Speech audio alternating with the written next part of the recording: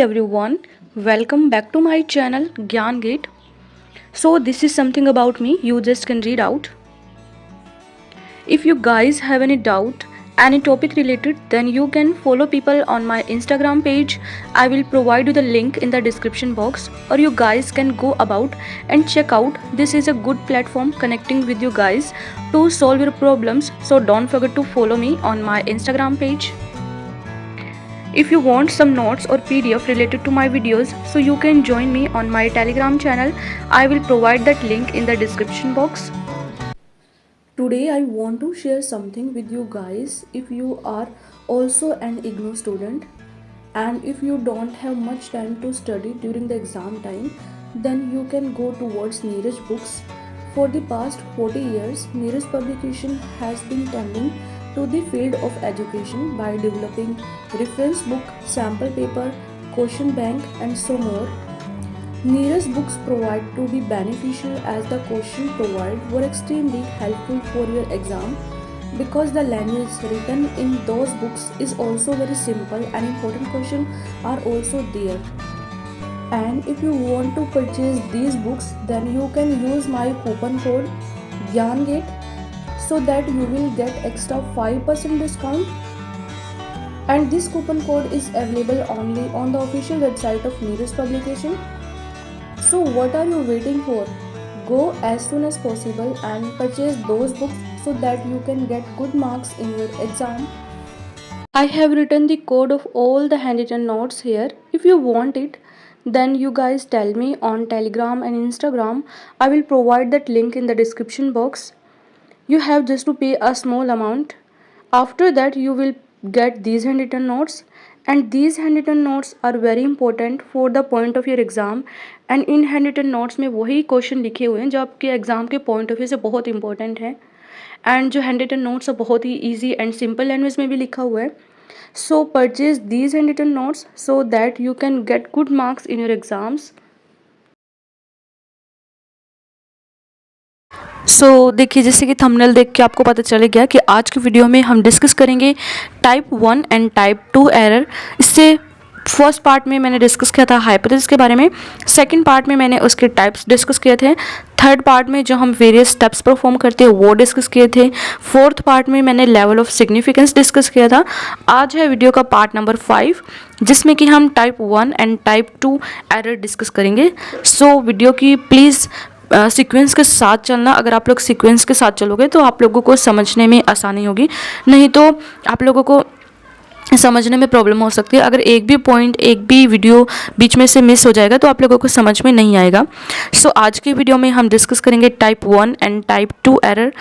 मैं कोशिश करूँगी कि इसको बहुत ही सिंपल लैंग्वेज में मैं समझा पाऊँ. आप लोगों को भी कुछ डाउट हो तो आप लोग कमेंट सेक्शन में लिख सकते हो, और प्लीज़ अपना नोटबुक, पेन एंड पेपर साथ में लेके बैठना ताकि आपको जो भी इंपॉर्टेंट लगे आप नोट डाउन कर लो. So without wasting any time let's get started. तो देखिए, पहले हम एक टेबल के द्वारा हम इसको समझते हैं. अगर आप लोग टेबल के द्वारा इसको समझोगे तो आप लोगों को समझने में आसानी होगी और आप लोग अच्छे से समझ जाओगे. तो पहले हम देखते हैं कौन कौन से पॉसिबल आउटकम्स होते हैं हाइपोथेसिस टेस्टिंग को करने के द्वारा. तो पहले यहाँ पे देखिए, मैंने यहाँ पे लेफ्ट हैंड साइड में डिसीजन लिखा है, उसके बाद फर्स्ट रो में मैंने एक्सेप्ट H0, देन उसके बाद रिजेक्ट लिखा है. ठीक है, क्योंकि मैंने H0 यहाँ पे इसलिए लिखा है क्योंकि हम जो नल हाइपोथेसिस होती है उसको हम H0 से डिनोट करते हैं. मैं अपने प्रीवियस वीडियो में बता चुकी हूँ. और जो अल्टरनेटिव होता है उसको हम H1 से डिनोट करते हैं. लेकिन अल्टरनेटिव हाइपोथेसिस के ऊपर हम टेस्ट परफॉर्म नहीं करते, तो वहाँ पे एरर भी नहीं होते. जो नल हाइपोथेसिस होती है उसी के हम ऊपर हम सारे स्टैटिस्टिकल टेस्ट परफॉर्म करते हैं, इसीलिए यहाँ पे X. और नल हाइपोथेसिस को हम H0 से डिनोट करते हैं, तो एक बार एक्सेप्ट HO और एक बार रिजेक्ट HO. ठीक है, तो पहले देखिए, अगर HO हमारा ट्रू हो, और पहले जो होती है पहले वाला लाइन देखना, H0 अगर ट्रू हो और एक्सेप्ट कर लिया हम H0 को, मतलब हमारा जो H0 है वो ट्रू था और हमने उसको एक्सेप्ट भी कर लिया, तो ये तो सही डिसीजन है, हमारा करेक्ट डिसीजन है और इसमें हमारा कोई एरर नहीं होता. तो ठीक है, इसको हम बोलते हैं इसको हमारा कोई एरर नहीं होगा। उसके बाद देखिए अभी जो हमारा H0 है वो ट्रू था लेकिन हमने उसको रिजेक्ट कर दिया। H0 हमारा ट्रू था लेकिन हमने उसको रिजेक्ट कर दिया, तो यहाँ पे आ जाता है हमारा टाइप 1 एरर। ठीक है, टाइप एरर 1 एरर को हम अल्फा एरर भी बोलते हैं, इसीलिए हम इसको प्रोबेबिलिटी अल्फा भी बोलते हैं, और जो करेक्ट डिसीजन हो जाएगा हमारा उसको प्रोबेबिलिटी 1 माइनस अल्फा बोलते हैं। उसके बाद सेकंड में देखना हमारा, अगर हमारा H0 फॉल्स है, अगर हमारा H0 फॉल्स है लेकिन हम उसको एक्सेप्ट कर लेते हैं, तो ये कौन सा एरर हो जाएगा, यहाँ पे टाइप 2 एरर हो जाएगा, और इसको हम बोलते हैं बीटा एरर। फर्स्ट को हम अल्फा एरर और सेकंड को हम बीटा एरर। फिर लास्ट वाला देखो, अगर आप हमारा H0 जो हमारा फॉल्स है और उसको हम रिजेक्ट कर दिया, मतलब वो गलत था फिर भी हमने उसको रिजेक्ट कर दिया, तो ये तो सही डिसीजन हो गया, तो इसमें तो कोई एरर नहीं बनता। तो एरर हमारा बनता है जब हमारा H0 जो हमारा ट्रू था लेकिन हमने उसको रिजेक्ट कर दिया, तो ये हो गया हमारा टाइप 1 एरर। और टाइप 2 एरर होता है हमारा जब हमारा H0 फॉल्स था लेकिन हमने फिर भी उसको एक्सेप्ट कर लिया, तो यहाँ पे हो गया हमारा टाइप 2 एरर। जो टाइप 1 एरर होता है उसको हम बोलते हैं अल्फा एरर, प्रोबेबिलिटी अल्फा बोलते हैं, और जो करेक्ट डिसीजन हो जाएगा तो प्रोबेबिलिटी 1 माइनस अल्फा। ऐसे ही सेकंड में जो टाइप 1 एरर होता है उसको हम बोलते हैं बीटा एरर, तो प्रोबेबिलिटी हो जाएगी इसका बीटा माइनस, ठीक है, बीटा हो जाएगी हमारी, और करेक्ट डिसीजन हो जाएगा हमारा जिसमें हो जाएगा हमारा प्रोबेबिलिटी 1 माइनस बीटा।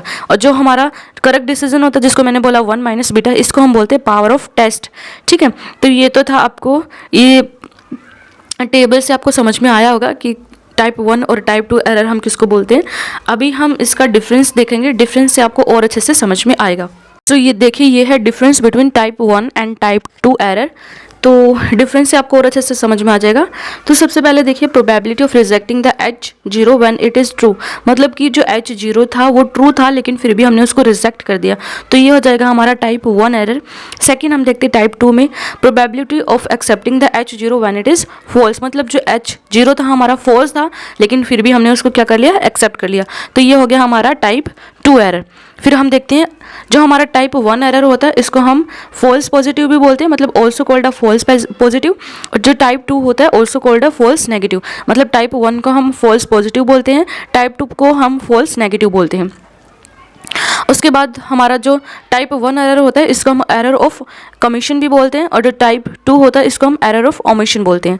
उसके बाद fourth also refer to error of first kind, मतलब फर्स्ट एरर है तो इसीलिए हम इसको एरर ऑफ फर्स्ट काइंड भी बोलते हैं, और सेकंड एरर को हम बोलते हैं also refers to error of second kind, second error है इसीलिए हम एरर ऑफ सेकंड काइंड बोलते हैं।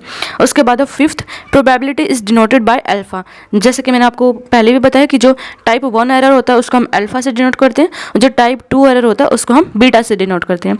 सिक्स्थ है हमारा ऑल्सो कॉल्ड अल्फा एरर, ऐसे ही जैसे हम प्रोबेबिलिटी 1 को हम अल्फा से डिनोट करते हैं तो इसको अल्फा एरर भी बोलते हैं, और टाइप 2 को हम बीटा से डिनोट करते हैं तो इसीलिए हम इसको बीटा एरर भी बोलते हैं।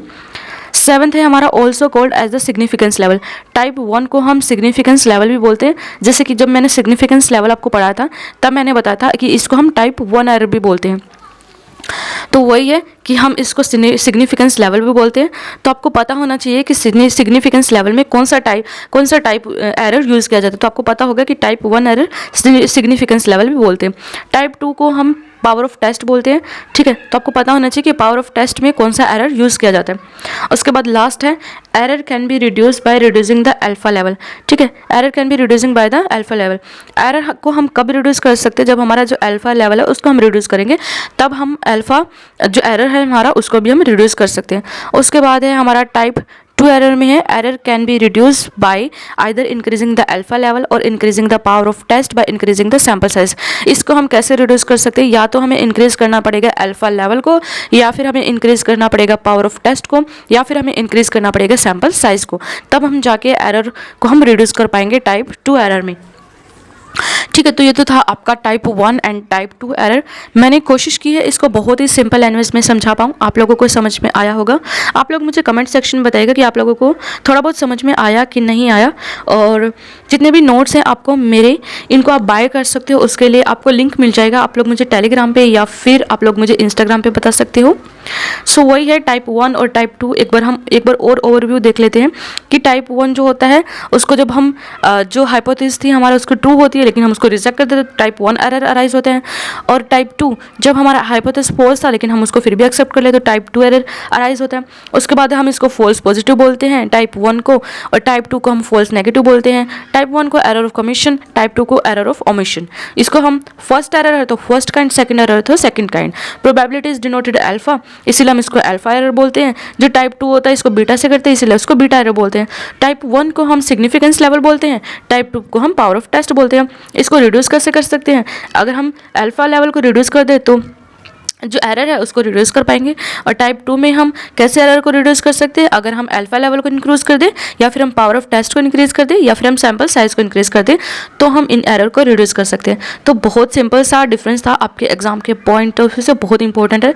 बहुत बार ये जो पॉइंट है टाइप 1 एंड टाइप 2 एरर आपके एग्जाम के शॉर्ट नोट्स में आ जाता है, और अगर आप लोगों ने मेरा वीडियो देखा है तो आप लोग वहाँ पे ईजिली लिख पाओगे।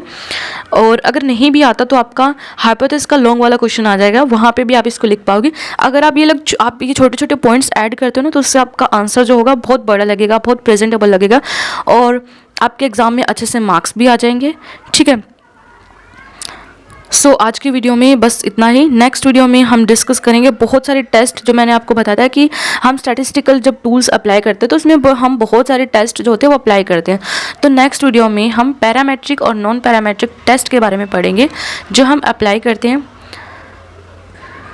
सो वीडियो की सीक्वेंस के साथ आप लोग चलना। आज की वीडियो में बस इतना ही। Lastly, if you like my videos, don't forget to share and subscribe to my channel and hit the bell icon for upcoming videos। और जैसा कि मैं अपनी हर वीडियो में बोलती हूँ कि जो ज्ञान होता है वो बांटने से बढ़ता है। अगर आप लोग बांटोगे ना तो आपका भी ज्ञान बढ़ेगा ही। सो लाइक करना, शेयर करना, एंड कुछ भी डाउट हो तो कमेंट सेक्शन में लिखना बिल्कुल मत भूलना। Until next time, stay curious and keep learning. Thanks for watching.